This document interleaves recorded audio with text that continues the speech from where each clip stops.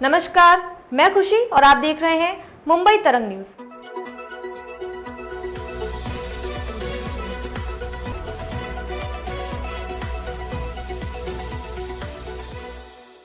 अच्छे इरादे नहीं रखते हैं।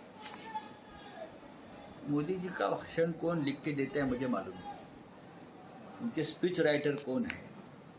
ये जो स्पीच राइटर है प्रधानमंत्री जी के, वो मोदी जी के स्पीच में गलत इतिहास, गलत जानकारी दे रहे हैं। देखिए, कांग्रेस पार्टी इस देश की सबसे पुरानी पार्टी है और देश के स्वतंत्रता संग्राम में सबसे आगे रहने वाली पार्टी है। वहां तो आरएसएस उस वक्त नहीं थी, ना बीजेपी थी। तो देश के लिए लड़ने वाली पार्टी कांग्रेस थी। पंडित नेहरू से लेकर महात्मा गांधी से लेकर लोकमान्य तिलक सब कांग्रेस के नेता थे। तो मोदी जी को ये नई जो इंफॉर्मेशन कहाँ से है कि देश के खिलाफ लड़ने वाले एक साथ, हम सभी लोग कभी न कभी मोदी जी के साथ काम करने वाले लोग हैं ना।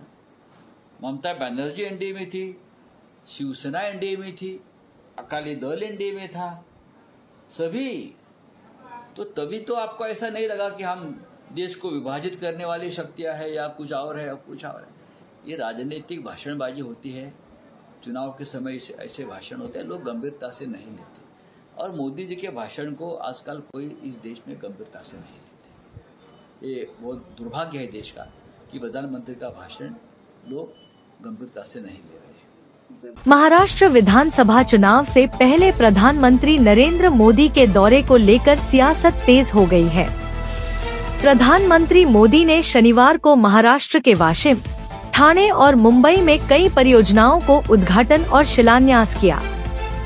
पीएम मोदी के दौरे को लेकर विपक्ष की ओर से उद्धव ठाकरे के नेतृत्व वाली शिवसेना के नेता संजय राउत ने उन पर निशाना साधा है और चुनाव प्रचार के लिए सरकारी मशीनरी का उपयोग करने का आरोप लगाया है।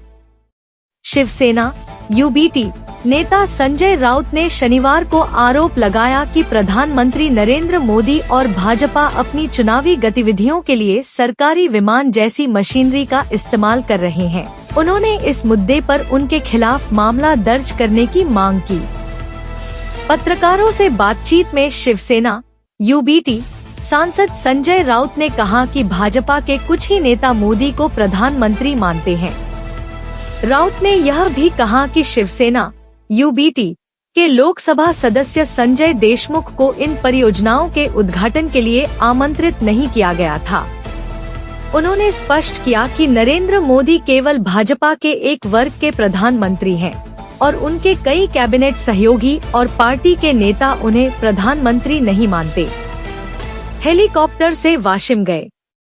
बता दें कि प्रधानमंत्री नरेंद्र मोदी शनिवार को महाराष्ट्र के दौरे पर हैं। उन्होंने महाराष्ट्र के वाशिम में कृषि और पशुपालन से जुड़ी 23,300 करोड़ रुपए की योजनाओं का शुभारंभ किया। वह नांदेड़ हवाई अड्डे पर पहुंचे और फिर हेलीकॉप्टर से वाशिम गए। उपमुख्यमंत्री फडणवीस पर साधा निशाना।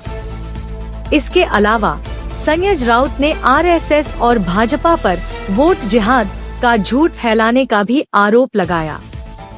महाराष्ट्र के उपमुख्यमंत्री देवेंद्र फडणवीस ने कुछ दिन पहले एक सभा को संबोधित करते हुए कहा था कि हालिया लोकसभा चुनावों में महाराष्ट्र के 48 निर्वाचन क्षेत्रों में वोट जिहाद देखा गया, जहां महाविकास आघाड़ी ने 30 सीटें जीतकर अच्छा प्रदर्शन किया।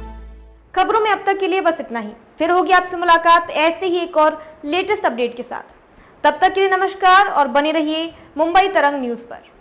ऐसे ही ताज़ा अपडेट के लिए हमारे YouTube चैनल मुंबई तरंग न्यूज को सब्सक्राइब करें और तुरंत नोटिफिकेशन पाने के लिए बेल आइकन प्रेस करना ना भूलें। और यदि आप हमें फेसबुक के माध्यम से देख रहे हैं तो हमारे चैनल को फॉलो जरूर करें। धन्यवाद।